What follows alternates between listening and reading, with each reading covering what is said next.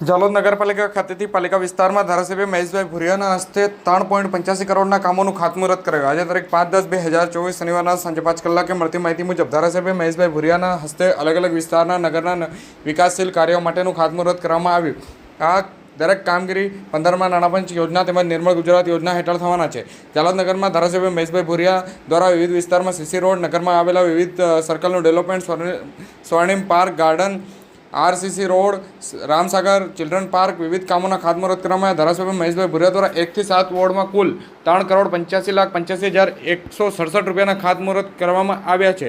જો કે કહી શકાય કે ધારાસભ્ય મહેશભાઈ ભુરિયાએ દરેક વિસ્તારમાં ઉપસ્થિત લોકોને કહ્યું કે કોન્ટ્રાક્ટર દ્વારા ઠોસ અને મજબૂત કામગીરી કરવામાં આવશે અને જો કોન્ટ્રાક્ટર ગુણવત્તા વગરનું હલકું કામ કરે તો દરેક સ્થાનિકોએ હલકું કામ કરવા દેવું નહીં. જરૂર પડે તો ધારાસભ્યનો સીધો સંપર્ક પણ કરવો. આમ ધારાસભ્ય મહેશભાઈ ભુરિયાના શબ્દોથી દરેક વિસ્તારના લોકોએ તાળીઓથી તેઓને વધાવી પણ લીધા છે.